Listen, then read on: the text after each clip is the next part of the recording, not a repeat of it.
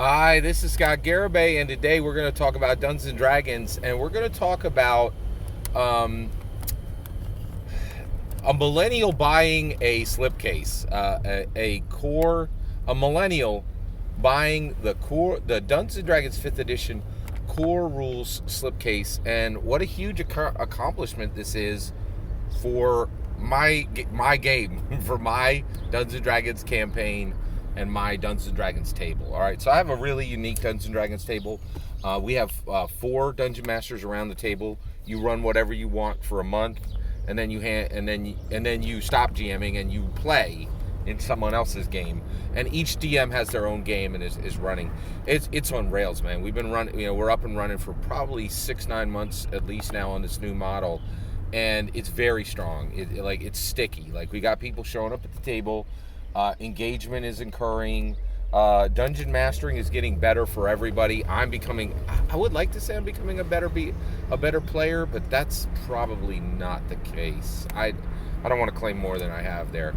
But one of the biggest things that's ever happened at my table just happened, and that is, the Philip, the dungeon master who runs Dungeons and Dragons 5th edition Fallout Keystone, Fallout video game setting, literally in Pennsylvania, being run with D&D 5e. So this guy's been a dungeon master for a few years now. I've been at his table as a player. He's been at my table as a player, and he's been DMing all along. He spent a long time in running Genesis and all, the Star Wars narrative dice system, but for other systems. And he ran an incredibly robust, long-running game, which was Philly's Finest, and it was a superheroes game set in Philadelphia.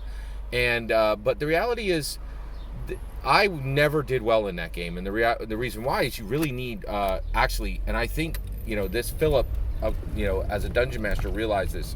In order to play Genesis, everybody at the table has to have supreme mastery, system mastery.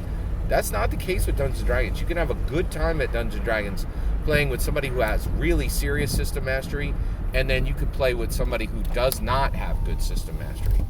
So one of the things is he abandoned the Genesis system and said, hey, I'm going to come over to 5e, right? And I've been saying this for a long time. I'm like, hey, D&D 5e ain't like other games. This has got Gary's legacy at the heart of it. It really functions different than other games, and this is really important, and things are going to happen when you play Dungeons & Dragons that don't happen in other games. And I think Philip's seeing it, and what really drove the nail home was he just went out to our LGS and he bought the Dungeons & Dragons 5th edition slipcase, right? With the monster manual, the Dungeon Master Guide, the Player's Handbook, and the slipcase has a DM screen, right? And this is a big deal because, like, I got millennials sitting all around my table, and every game, they're like, oh, what's the, I got to roll my hit points for my rogue. They don't look it up in a PHP. They literally, Google on their phone, D&D 5e hit dice for a rogue. Like, one of them's completely dialed in, and he's on D&D Beyond, and he runs everything. But the rest of them will literally just, rather than look at a PHP, they will literally Google the answer, right? And I'll say it's faster than looking it up in the book, okay? But the reality is there's something really special with going to the source, and Gary's legacy lives in these books. And Philip's life is getting better as he progresses in Dungeons & Dragons 5th edition, in my humble opinion. I just heard something pretty amazing from John Dickerson. He's one of the guys on Slate Political Gabfest, and he is a non-religious person, right? He's a dyed-in-the-wool liberal. Like, the vast majority of dyed-in-the-wool liberals are atheists that are agnostics. Come at me in the comments if you think I'm wrong about that, but there ain't a bunch of faithful dyed-in-the-heart and dyed-in-the-wool liberals, right? It's not part of their DNA, right? And there's a bunch of conservatives that you're going to find they're like very religious people, right?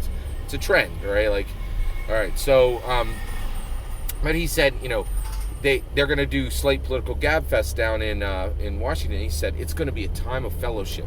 I was blown away, right? I go to church every Sunday, and they're like, come for the fellowship, right? Here's a religious person saying, come do this thing with us for the fellowship. And I think that's what's happening at my table every Sunday. We're building fellowship, right? Like, in a non-religious way.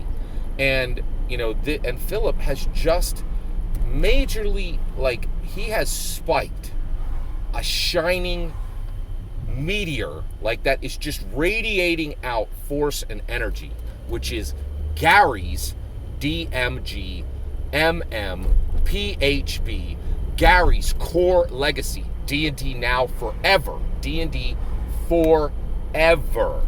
Gary's legacy is Dungeons and Dragons carried forward again, right?